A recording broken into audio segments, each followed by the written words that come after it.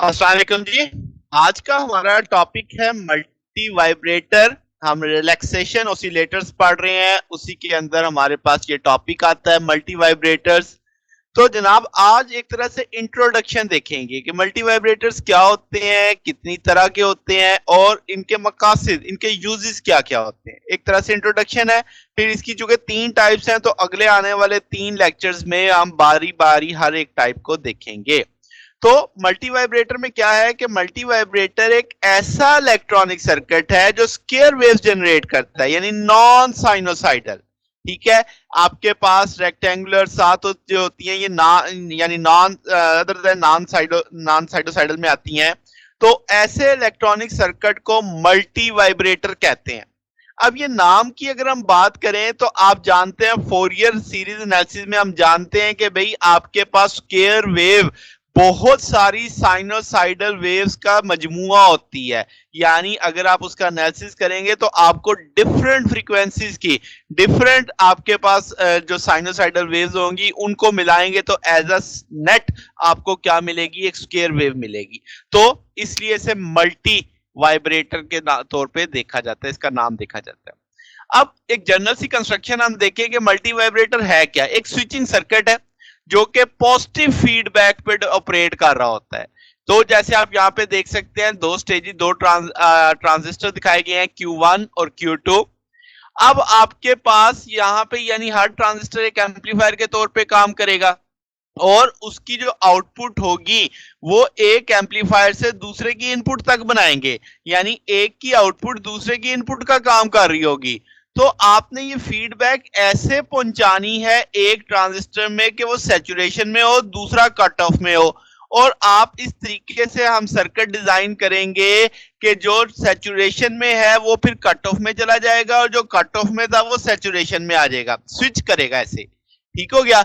तो अब ये सर्किट तीन मुख्तलिफ तरह से काम कर रहे होते हैं, इनकी नेचर मुख्तलिफ है। तो सबसे पहले एस्टेबल, हम डिटेल में भी इसकी वर्किंग सर्किट सारा कुछ पढ़ेंगे, आज सिर्फ इंट्रो देख रहे हैं।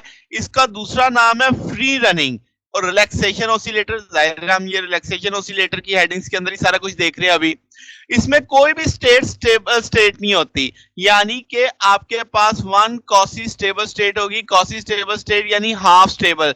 अब वो ऑसिलेट करती रहेगी, कभी एक ट्रांजिस्टर कभी दूसरे पे। ठीक है। आपने इसमें कुछ भी इनपुट पे नहीं दिया, आपने सर्किट ऐसा डिजाइन किया है कि आपकी ऑसिलेशन देखो खुद ब खुद जनरेट होती जा रही है, स्केयर वेव खुद भी खुद जनरेट होती जा रही है। तो आपके पास इसमें कोई भी ट्रांजिस्टर स्टेबल स्टेट तक नहीं पहुंचता। ठीक है। अब यानी कोई भी ट्रांजिस्टर स्टेबल नहीं होता, एक ऑन होगा दूसरा ऑफ हो, ये कंटिन्यूसली ऑन ऑफ हो रहे होंगे। ये जो उनकी टाइमिंग है कि कितनी देर बाद ऑन ऑफ होगा, ये डिपेंड करेगा आरसी टाइम के ऊपर, कि आप जितने बड़ा कैपेसिटर लगा दोगे उसका वो टाइम फैक्टर उतना बढ़ जाएगा। ये जो ट्रांजिस्टर है आपके पास, हम कह सकते हैं कि भाई ऑटो फ्री रनिंग है तो खुद ब खुद चल रहा होगा आपके पास। तो हम कहेंगे ये जो दोनों आउटपुट आएंगी ये आउट ऑफ फेज होंगी एक दूसरे के लिहाज से। यानी अगर एक में अगर आपकी पॉजिटिव पीक आ रही है तो दूसरे में उस वक्त कौन सी होगी, नेगेटिव पीक आ रही होगी। तो जनाब आपके पास यानी ये आपके दो एनर्जी स्टोरिंग एलिमेंट्स इसमें इस्तेमाल होंगे जो दो कैपेसिटर के तौर पे होंगे। वो तो जब हम कल पढ़ेंगे तो हमें उसमें सारा समझ आ जाएगा। आज तो सिर्फ आपको पता चल रहा है कि इन तीनों का कंपैरिजन एक तरह से हो जाएगा। मोनोस्टेबल में क्या होता है, इसकी एक सिंगल शॉट या वन शॉट मल्टी वाइब्रेटर होता है। इसे हम डिले मल्टी वाइब्रेटर या यूनि वाइब्रेटर भी कहते हैं। इनपुट में आप देख रहे हो एक आपको ट्रिगर पल्स दिख रही है, आपके पास एक आप अप्लाई करोगे उस लम्हे उसकी स्टेट चेंज होगी, फिर वो वापस आ जाएगा। अब इस चीज को हम कह सकते हैं वन स्टेबल स्टेट है जो स्टैंड बाई स्टेट कहलाएगी, और एक कॉसी स्टेबल स्टेट है। तो इसका मतलब ये होगा कि कॉसी स्टेबल स्टेट तक जाएगा जब मैं कोई एक्सटर्नल ट्रिगर पल्स लगाऊंगा, मगर आपके पास ये खुद ही वापस आ जाएगा अपनी स्टेबल कंडीशन पे। ठीक होगी बात। यानी कि आपके पास ये सर्किट इक्विपमेंट से हम वो टाइम देख लेंगे कि कितनी देर बाद ये वापस आएगा, वो उसी तरह से हम आरसी वैल्यू से डिजाइन कर सकते हैं। तो जनाब अब जो आपके पास सिंगल आउटपुट पल्स देगा, ये भी उसी लम्हे जब आपने ट्रिगर किया है तभी वो एक पल्स ही जनरेट होगी, वरना तो वो वापस अपनी स्टेबल हालत में आ जाएगा। तो ठीक हो गया बात। तो अब इसके बाद जैसे हम कह सकते हैं वन एनर्जी स्टोरिंग, यानी इसमें सिर्फ एक कैपेसिटर लगा होगा। अब बाइस्टेबल की बात करें तो ये फ्लिप फ्लॉप आपके पास मल्टी वाइब्रेटर है। फ्लिप फ्लॉप का मतलब कि इसमें दो एब्सोल्युटली स्टेबल स्टेट है, यानी जिस स्टेट में है हमेशा उसी में ही रहेगा। आपने अगर स्टेट चेंज करनी है तो आपको ट्रिगर पल्स देनी पड़ेगी एक्सटर्नल, तो वो चेंज होकर दूसरी स्टेट में चला जाएगा, फिर वो हमेशा दूसरी स्टेट में रहेगा। अगर आप फिर आपने उसकी स्टेट चेंज करनी है फिर आपको एक पल्स देनी पड़ेगी। तो इसलिए इसको बाई स्टेबल मल्टी वाइब्रेटर कहते हैं। ये ऑसिलेट नहीं करता, आपको हर दफा इसकी स्टेट चेंज करने के लिए पल्स देनी पड़ेगी। ओके होगी बात।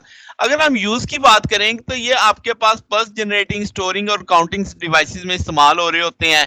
आप इसे फ्रीक्वेंसी डिवाइडर के तौर पर इस्तेमाल करते हैं, साथ तो generator, square wave generator, memory element, और आपके पास रेडार और टीवी के अंदर, और फिर आपके पास ये यानी जो क्रिस्टल ऑसिलेटर के अंदर होता है जो सिंक्रोनाइज होता है, तो वहां पे स्टैंडर्ड यानी फ्रीक्वेंसी सोर्स के तौर पर इस्तेमाल कर रहे होते हैं, क्योंकि आपने उसे ऑसिलेशन, आपने उसे रेजोनेंस कंडीशन तक लाना होता है, तो आप एक स्टैंडर्ड फ्रीक्वेंसी सोर्स के तौर पे उसे देख रहे होते हैं, इस्तेमाल करते हैं मल्टी वाइब्रेटर्स को।